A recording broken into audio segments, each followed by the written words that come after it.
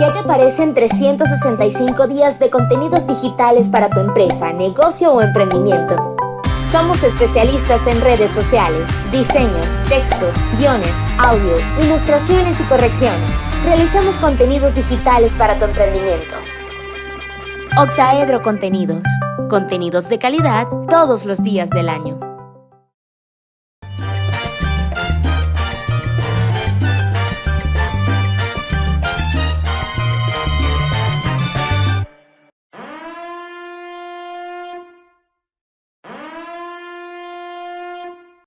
Seguimos en Fuera de Orden, crónica de la desgracia nacional e internacional, plomería informativa. Gracias por seguir acá, en especial gracias a quienes se siguen suscribiendo a nuestra cuenta en Patreon, patreon.com/delaraf, patreon.com/delaraf. Esto apoyo el que permite que sigamos al aire y seguimos.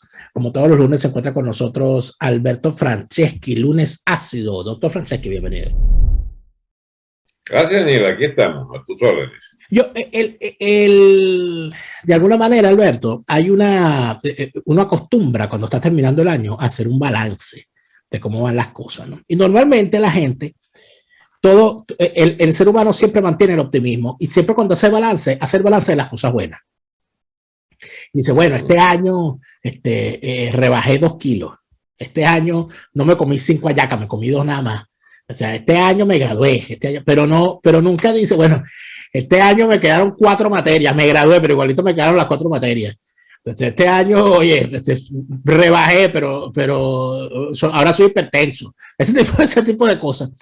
Si nosotros hacemos un balance, Alberto, de lo que ha sido este año políticamente para Venezuela, yo sinceramente, desde mi punto de vista particular, que obviamente no quiero imponértelo, pero quisiera conocer tu opinión, yo siento que este ha sido uno de los peores años para la lucha en contra del régimen chavista.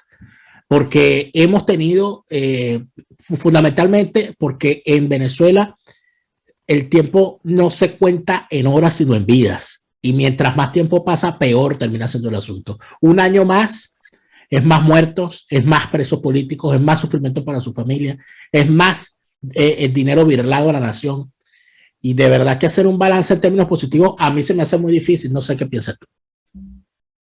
Debe ser así como tú lo planteas, porque para mí este es el primer año de Biden.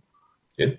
Exacto. Dani, la gente a veces se le escapa, de verdad, hasta qué punto para uno los ejes de la política y de la vida están asignados por fuerzas de poder realmente existentes. El poder realmente existente en la Venezuela desde 1700 para acá es un siglo que le quedaba con los Borbones a la cabeza, el 1701, hasta la independencia vaina jurídica de 1810. Eso es un siglo español, ¿bien? Del 810 con todos los revolucionarios de la Guerra Federal hasta 1900 es el año, ¿cómo se llama? El siglo inglés para América, de disolución del Imperio Español. Y el siglo XX es el siglo yanqui, desde aquella New York and Bermúdez Company, del lago de asfalto Conoco, final del siglo XIX, hasta, digamos, la nacionalización el surgimiento de PDVSA. Esos son años de dominio absoluto y total de los norteamericanos en la economía del país y por lo tanto en la política y en la viabilidad de los golpes de la democracia y del final de la democracia. La responsabilidad de Chávez llegar al poder tiene en el señor, ¿cómo se llama? Clinton, su principal responsable, Clinton. El Biden del momento, del 1999-2000, es Clinton y la señora Clinton, que después son los que tratan con Obama de arreglarse con Cuba. Ya había pasado todos esos años del final de la Guerra Fría. Y sigo pensando en términos de en manos de quién está esto. Estamos en medio de la agonía de la Guerra Fría, que se supone da unas ventajas enormes a la diplomacia yanqui para intervenir, pero le dio al mismo tiempo a los Castro la posibilidad de aletear y negarse a los arreglos que hubieran podido tener lugar entre la Unión Soviética extinta o lo que quedó de la Unión Soviética y Estados Unidos. Y viene este aleteo final del socialismo del siglo XXI, con Chávez a la cabeza de un proceso financiado enormemente de acomodamiento de la diplomacia hispanoamericana a los deseos de Cuba, con la neutralidad cabrona del Partido Socialista de España, que era un poco el inspirador de muchas de estas cosas. Y bien, 20 años, 22 años después, ¿dónde estamos? Sigue el partido cabrón del Partido Socialista Español, reforzado con Podemos en la diplomacia europea, tratando de ganarle un espacio de complicidades con el chavismo. En América Hispánica es el Grupo de Lima, que es algo así como una escuela de gallinas y una escuela, digamos, de cómplices de todas las operaciones del Partido Demócrata Norteamericano, y a nivel de cada país tienen las agencias apropiadas de lo que era, digamos, bueno, la diplomacia de Santos. Y que Santos, ¿por qué se atreve Santos a llegar tan lejos? En rodearse de guerrilleros allí en el Congreso, ¿cómo se llama?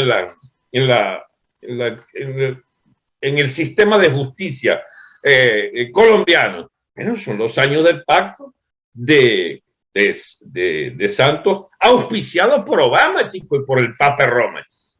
Entonces, esas cosas, si no se entienden, no hay manera de entender por qué el Alzheimer puede ser sacrificado cualquier día de esto, o por qué, o si es que ya no está sacrificado, o por qué, digamos, hay chance para ese añorado lugar que quiere Caprenito como primer presidente de un ayornamiento del sistema chavista que toleraría un mudero en la presidencia de la República. Pero fíjate tú una cosa que aquí, sin ánimo de caer en eso yo lo dije primero, tal, porque creo que eso para nada sirve quién lo dijo primero, quién lo dijo segundo, pero nosotros aquí en varias ocasiones hemos dicho en esta tribuna que no es verdad que el chavismo esté ganando de forma, de forma limpia, para nada, sin pérdida. Porque si hacemos una revisión desde el momento, por lo menos para medirlo en un periodo, ¿no? Desde el momento que arranca Nicolás Maduro en la presidencia hasta el día de hoy, ¿cuántas cabezas del chavismo no han rodado? Pero desde el momento en que arranca el gobierno interino hasta el día de hoy, ¿cuántas cabezas no han rodado? Si uno se pone a contar, te das cuenta de que antes del evento del gobierno interino, Maduro se cepilló a 3 importantes cabecillas del chavismo previo a su llegada. Se cepilló a Rafael Ramírez, es muy importante. Se cepilló a Miguel Rodríguez Torres y se cepilló a Jorge Giordani, que no es cualquier cosa. Sí. Cualquier cosa. El arquitecto de la pobreza, de la implantación de la pobreza, se lo cepilló a los 3 cabecillas del chavismo que llega en el 98 al poder. Pero cuando arranca el gobierno interino y cuando arranca la nueva ronda de imposición o cuando empieza el Estado de los Estados Unidos, sus instituciones, a tratar al régimen chavista como una organización del crimen, no les queda más remedio que empezar a tumbar gente. Entonces, ¿qué ocurre? Le meten unas sanciones a Reverol, se cayó Reverol, lo sacaron de la primera línea. Yo sé que él anda por ahí, pero no está en la primera línea. Claro. Se pegaron a El Aizami. Está intacto Reverol, te participa. En cuanto a poder, Alberto, no lo dudo, al igual que El Aizami. Pero el estar en la primera línea en estas organizaciones criminales es una cosa muy importante. El capo tiene que mostrarse. Y estos tipos los escondieron. Ya va, David, ¿para dónde va esto? Es que de golpe me perdí. Bueno, ¿para dónde va esto? Para entender que así como el chavismo se mantiene en el poder, ese mantenerse en el poder no ha sido gratuito. Los tipos han perdido, se han ido rebalando, se han ido rebanando entre ellos, se han ido cayendo, se han ido destruyendo. Y la pregunta que yo te hago es... Ya va, porque mientras tanto habían reventado el país y el Estado. Pero nadie está diciendo lo contrario. Nadie está diciendo lo contrario. Mi pregunta es, ¿tú crees que ese proceso no es, ninguna organización lo aguanta? De estar en una permanente matanza, matanchina, porque llega un momento que el relevo no lo tienes. Y el que tengas para relevar a un reverol, por ejemplo, que es un gran delincuente y el hombre de la Guardia Nacional que más poder ha tenido en la historia de ese componente en Venezuela, ¿cómo sustituyes tú a un padrino? ¿Cómo sustituyes tú a un reverol? Tienes que tener a alguien que tenga el poder de sustituirlo.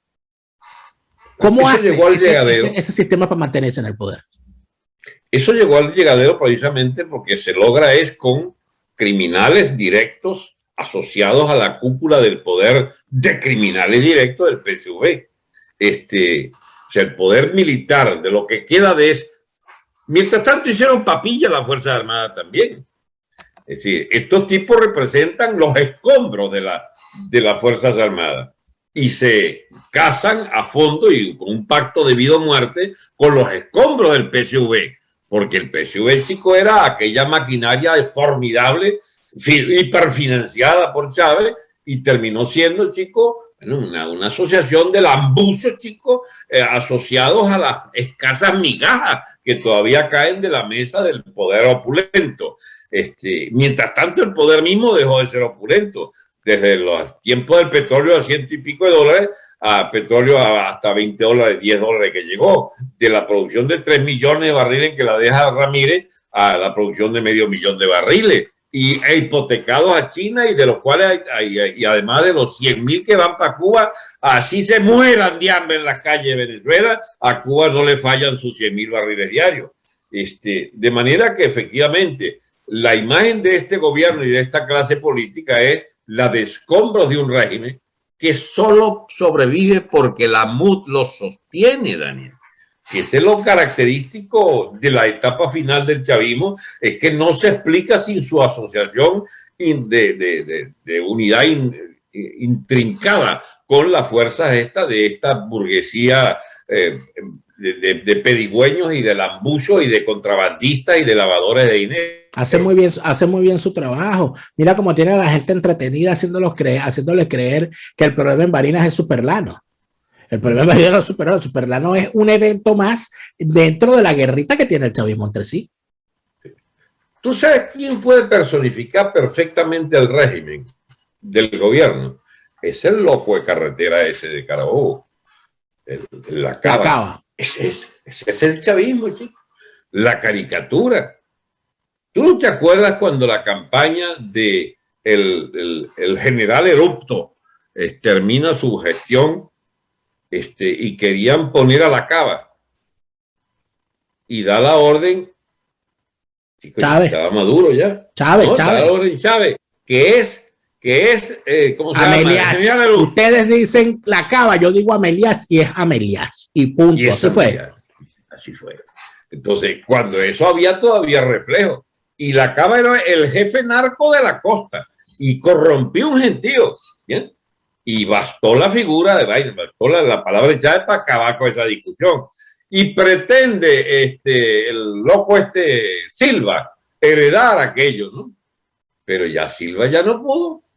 Silva ya era, digamos, no, mira, el pacto es que sube en Carabobo, sube alguien ahí que no sé quién cipote era. No, cuando Mario Silva se lanza le gana el pollo. Exacto, pero es que vuelve el pollo. ¿Bien? El pollo vuelve, Mario Silva no puede entrar y luego... El pacto ya en ese momento es renovar lo que podía quedar del viejo pacto de los 10 años de Chávez. Y entonces se produce efectivamente un reajuste.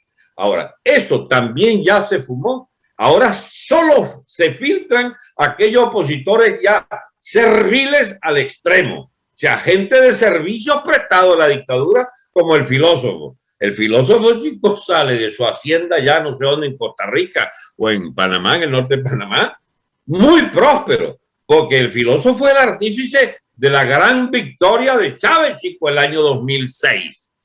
Comprado como un marrano, chico, el tal filósofo ¿bien? Y lo ponen allí, chicos, a ser testigo de que yo me acuerdo de aquella estafa de la Casa Mara, que se llamaba, aquella casa donde iba el comando de campaña a celebrar la victoria, y entonces va el filósofo al Zulia y dice, ganó por una burocita, por una ñinguita. Loco de mierda, si ya habías vendido esa vaina, chico, se habla de 300, de 400 millones de dólares. El filósofo, el tiempo donde estaba el comando a la tribuna de esa casa de fiesta para admitir esa derrota. Y el artífice de eso, a ver si te acuerdas quién fue. ¿El artífice de qué? Esa capitulación política abyecta del filósofo. Ah, bueno, Teodoro. Teodoro Pekov. Exacto. Claro. Mira, era un examen que te estaba haciendo. Ah, pero es que acuérdate. No considere la figura de Teodoro como crucial para la defensa incondicional del chavismo en el poder, no habría entendido nada. Y el otro adláter, ¿cuál era? Era Borges. ¿Y quién era la cámara? ¿Y quién era la cámara de resonancia de todo aquel proceso de putrefacción de la dirección política de la oposición?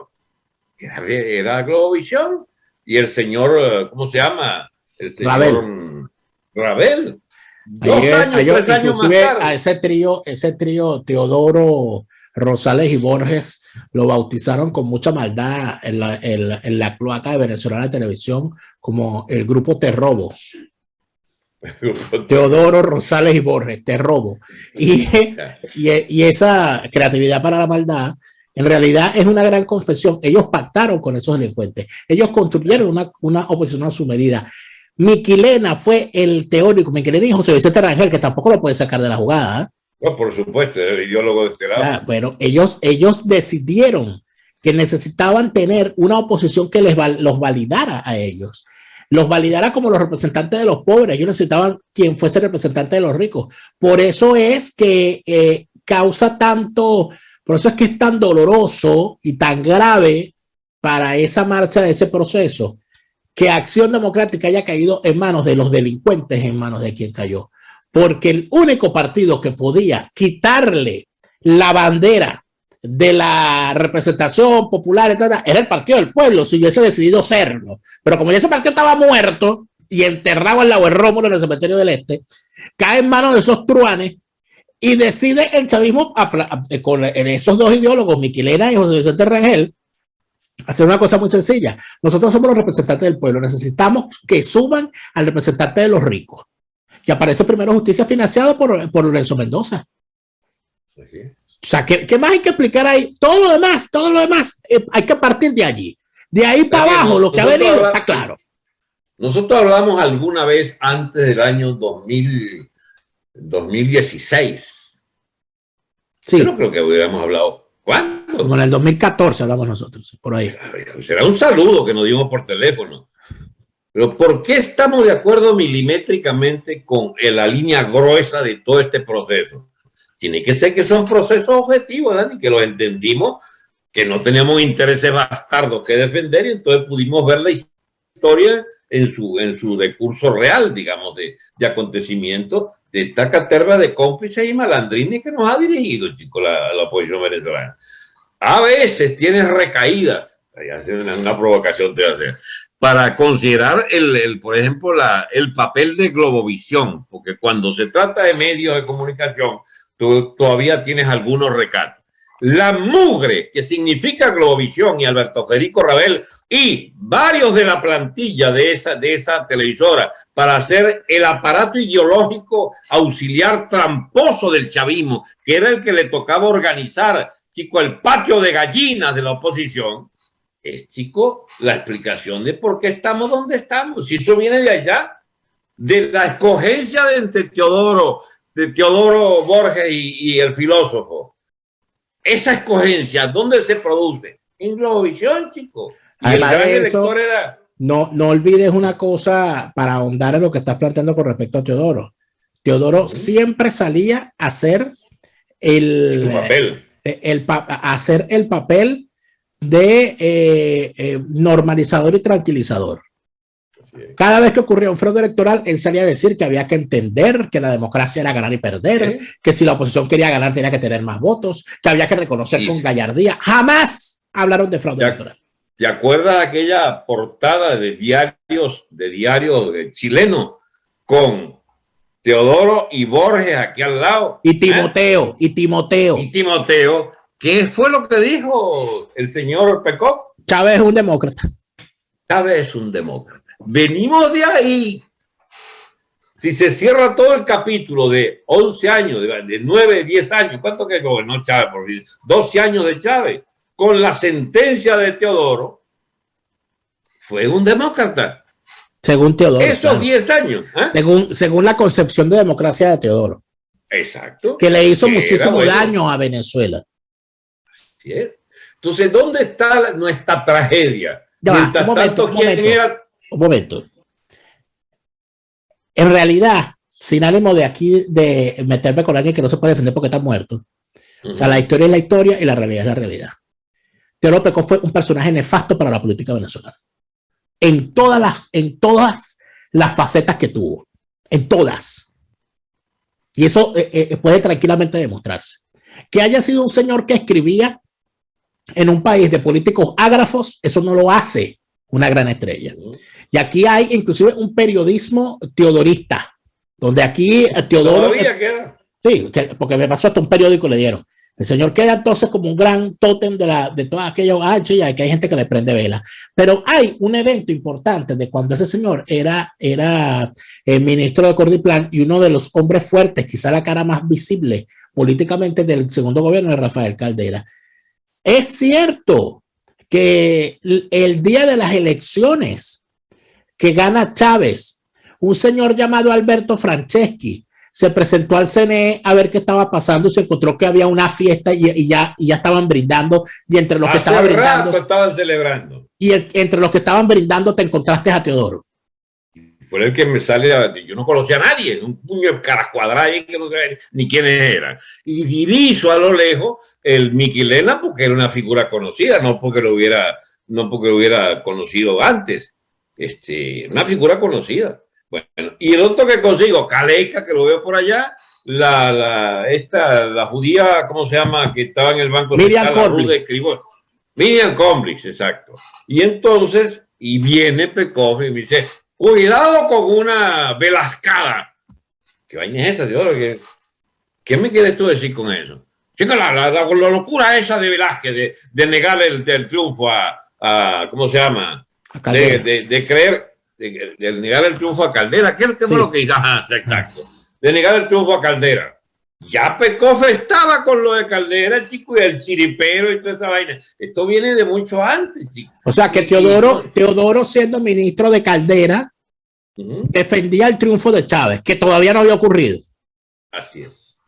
O sea, que Teodoro, como miembro del gobierno de Caldera, se encargó de que el país cayera en manos del chavismo. ¿Y dónde era vocero político Teodoro? ¿En qué medio, por favor? Él tenía su tal cual, pero ¿cuál era su gran tribuna?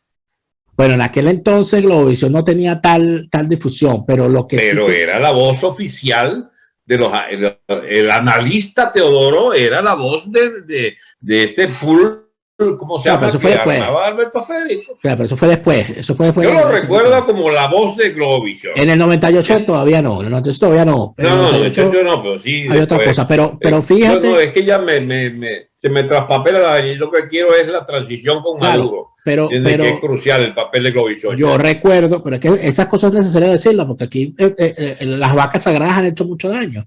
Yo recuerdo un foro en el que Teodoro Pekov dijo que él tenía suficientes razones para dudar de todas las cosas que se decían de Chávez, porque la gente y los medios y las tribunas donde se decían todas las cosas que se decían de Chávez eran los mismos medios y las mismas personas y los mismos argumentos que se habían usado contra él. En pocas palabras, él decía, no, contra Chávez están diciendo lo mismo que... O sea, en pocas palabras, o sea, yo le tengo cariño a Chávez porque de él dice lo mismo que decía yo. Y en realidad, independientemente de lo que haya sido Teodoro Pekov al final, en toda su vida política, Teodoro Pekov siempre estuvo trabajando para que el chavismo llegara al poder. Porque eso que es el chavismo no es otra cosa que lo que quería la izquierda para Venezuela. Así es. Entonces, ¿de dónde sale esa vaca sagrada? Esa gigantesca vaca sagrada. ¿Por qué nosotros hemos permitido que esa oposición, que esa maldita oposición construida a imagen y semejanza de los pensamientos de vacas sagradas como Teodoro Pekov, como Miquilena, como José Vicente Rangel, como Julio Borges, como Leopoldo López, como Lorenzo Mendoza, como Alberto Federico Rabel, como Gustavo Cisneros, como Carlos Bardazano. Esos han sido los constructores de esa oposición a la medida del chavismo. ¿Por qué eso no se denuncia lo suficiente? ¿Por qué la gente sigue siendo tan pendeja creyendo que Lorenzo Mendoza es un tipo que ha construido una cosa así, porque debe ser que son socios de él, no sé cómo es la vaina? La Polar, ¿por cuánto multiplicó sus saberes en los 20 años de chavismo, 22 años de chavismo? Bueno, eliminó a todos sus competidores.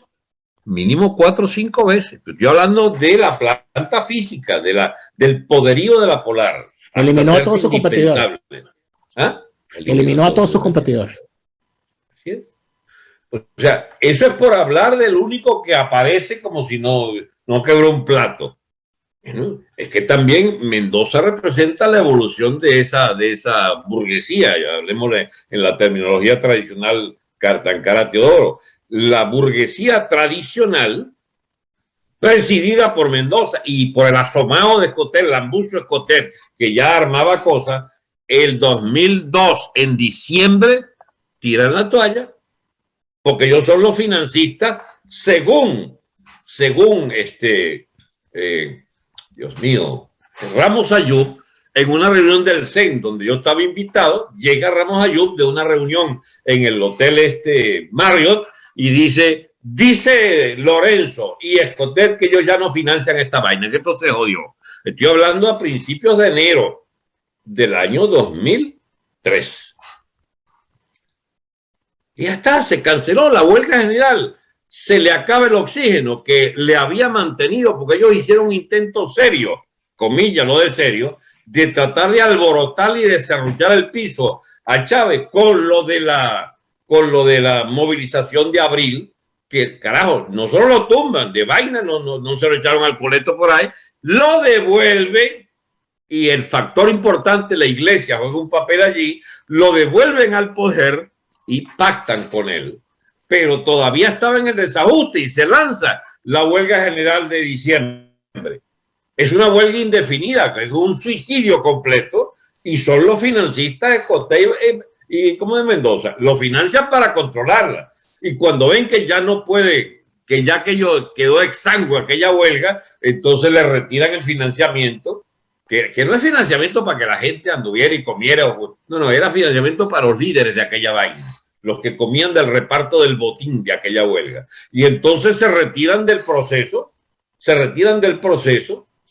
y queda entonces al garete el movimiento. Y se va la comisión esa de, ¿cómo se llama?, de las negociaciones. Las negociaciones en el hotel no sé qué vaina, allí en Caracas, y está José Vicente, está este señor de la Maicina Americana, por Fede Cámara, por Alfonso del CEDIS, Alfonso, y está, ¿quién más estaba por los partidos? Yo no recuerdo. Y estaba el gobierno, chico, buscando desde la coalición internacional de fuerza a su favor, presidida por Gaviria y por Carter.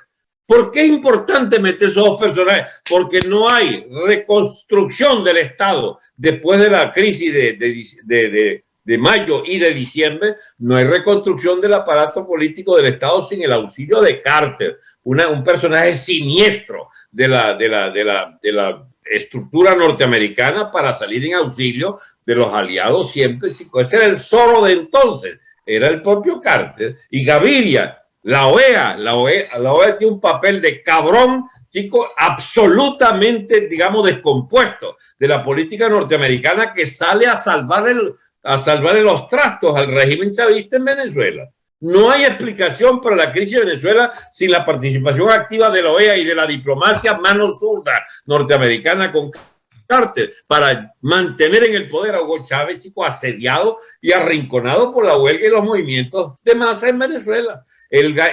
Los 6 meses cruciales que van, 9 meses, de abril, donde Chávez es sacado y repuesto, y en enero, febrero del año siguiente, donde en la negociación se pacta la reconstrucción de la viabilidad del chavismo, esos son meses de crisis completa, pero de liderazgo firme, donde José Vicente de parte del gobierno y de este lado Globovisión es el receptáculo de las decisiones de esa élite caraqueña. Y lamentablemente No, y lamentablemente estas cosas hay que decirlas, Alberto, porque no por ya dichas dejan de ser entendidas.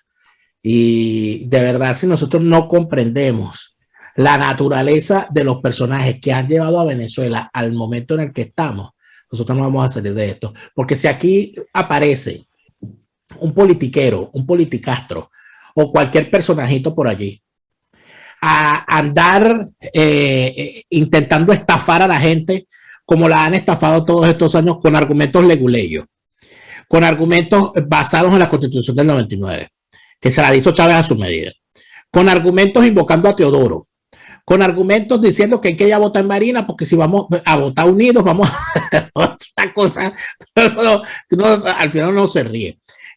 Planteando que, oye, que hay que pensar muy bien en el tema de un revocatorio porque los votos están, porque si nos unimos y tal, que salgan a decir ahora que no, que Manuel Rosales, hay que esperar a ver qué dice Manuel Rosales, como si el tipo es Juan Peña, hay que esperar qué dice Manuel Rosales, como si es Juan el evangelista, vamos a esperar qué dice allá en su gruta, en la isla de Patmos, en unas grutas, el tipo va a salir, Manuel Rosales, y va a decir, oye, los abrazo con mis brazos, o si a mí me matan y yo me voy a matar y se va a devolver y hay que interpretarlo y saldrán los intérpretes y dirán, lo que quiso decir fue tal vaina.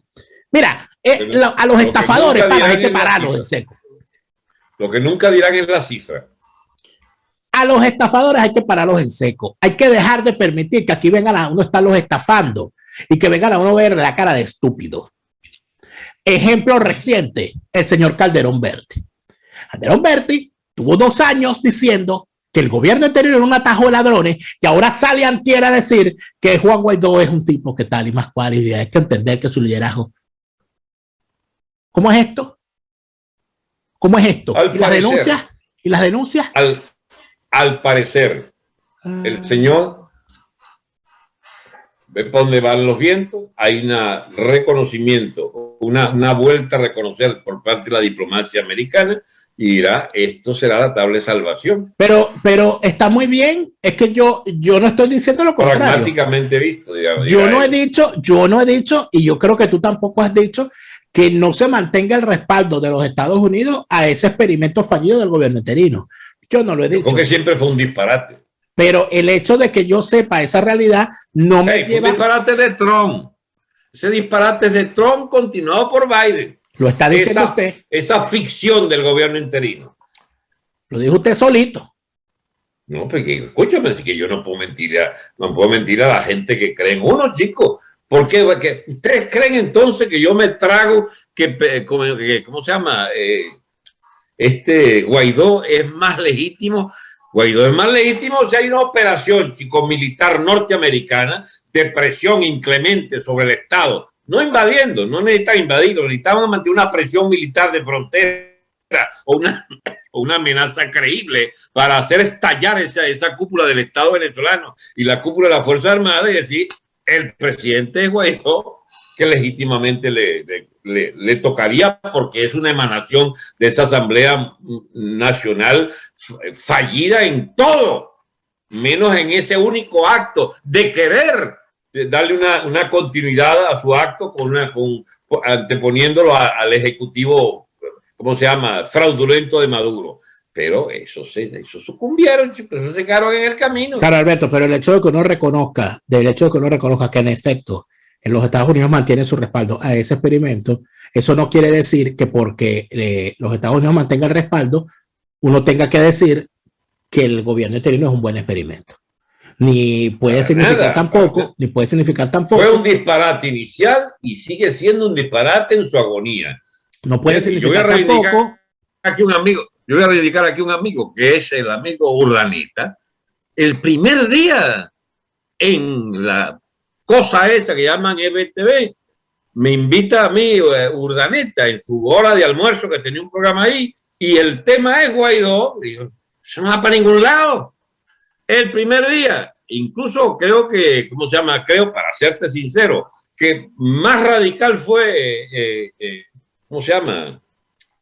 Más radical fue Urdaneta que yo, y eso le costó el puesto.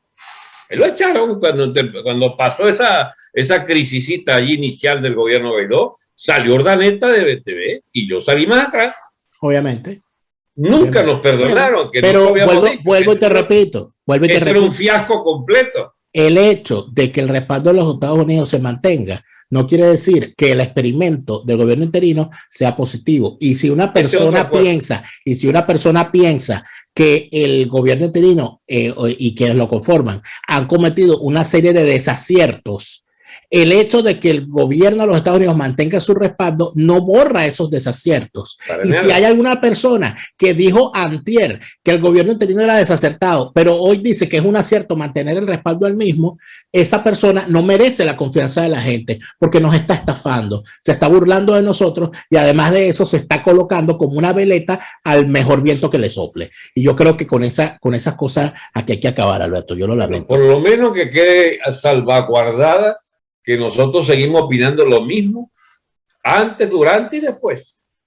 Eso fue una estafa del gobierno Guaidó, y el que lo considere una vez sí y otra vez no, bueno, que se ponga de acuerdo con él mismo. ¿Bien? En todo caso, en lo que a nosotros respecta, digo nosotros porque tu posición es la mía, que no nos hemos engañado jamás con esta turbulencia de la MUT y de todas estas vainas del gobierno interino. Mira, Daniel, pero por fin este programa se encarriló para hacer una especie de constatación histórica que nosotros hemos sido en política nacional titiriteados por esa izquierda rara que significó el eurocomunismo inicial del señor Pekov, que nace con la invasión a Checoslovaquia, el socialismo como problema, aquel librito que era la ruptura de la izquierda con su matriz estalinista, que reflejaba la propia crisis de Teodoro, ferviente estalinista en los años 60, guerrillero y terrorista en los años iniciales del castrismo, pero sacada de cuerpo de esa guerrilla cuando Moscú se retira para un poco más tarde ser, bajo Brezhnev entonces, un opositor a el aspecto externo de aquella figura siniestra que dirigía la Unión Soviética y que permitía mandar tanques, como en Hungría el 56, en el 68 checo. Y vemos entonces a Carrillo jugando un rol de Pekov en España. Y eso llevó a Carrillo a que sea una especie de, ¿cómo se llama?, de factotum de la transición española. En lugar de Teodoro es más modesto, pero es el creador del chiripero con Caldera y es el autor de todo lo que significó el advenimiento en el post-Caldera de lo que significaba la sepultura del régimen llamado democrático venezolano con Chávez. Ahí hay continuidades muy lógicas. Además de eso, la gran tesis que ellos estaban planteando era que era posible construir el socialismo tomando el poder a través de los votos. Entonces que había que hacerse potable frente al electorado, entrar en el sistema de la democracia burguesa, como ellos la llamaban, y luego de eso, desde la propia democracia burguesa, tomar las instituciones y dinamitar la democracia burguesa. Ellos tuvieron a su favor los tiempos en los que la gente quería ser comunista, pero sin verse como comunista, ¿no?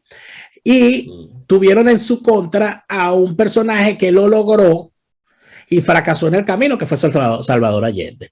Lo que pasa es que, bueno, cada quien cuenta la historia, como quiere. Por cierto, ahora que me nombran Santiago Carrillo, no puedo dejar de recomendar el trabajo especial que hicieron en el canal YouTube de Libertad Digital sobre la masacre de Paracuellos.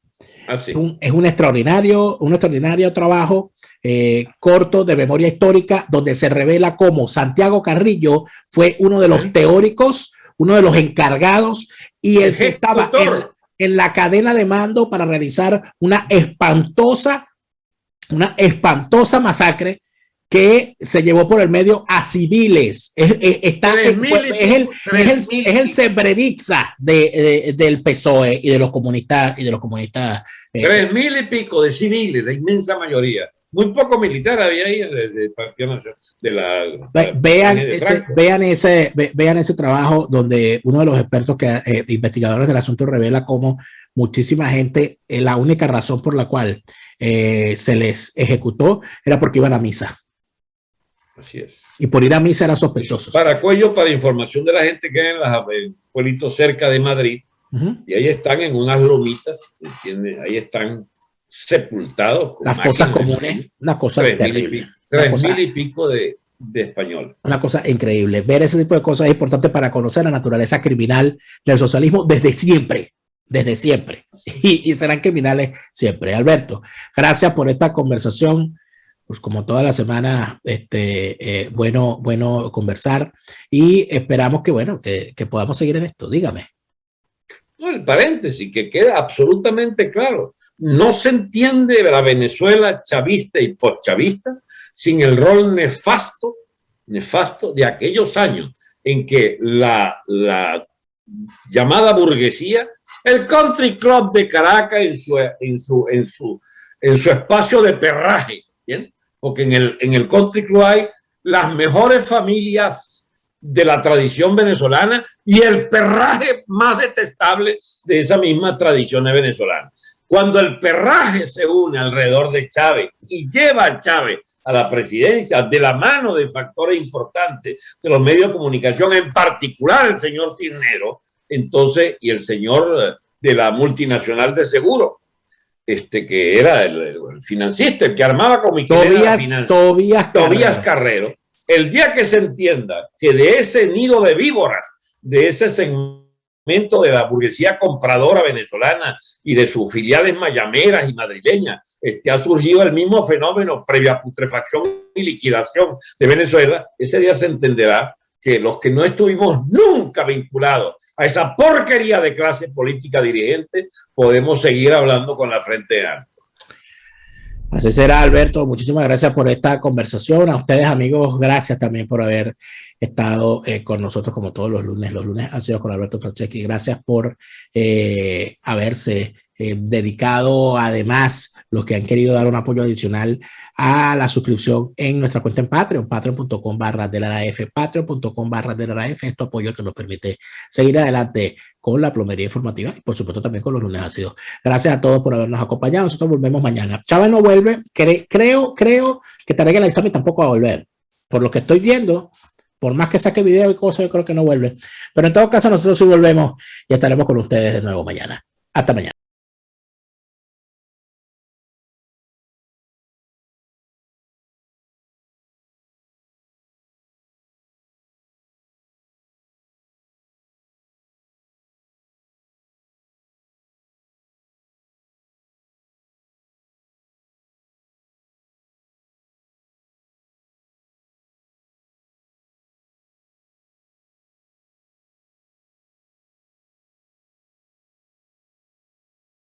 ¿Quieres enviar algo desde los Estados Unidos a Venezuela? Tuplata.com.be es la mejor opción.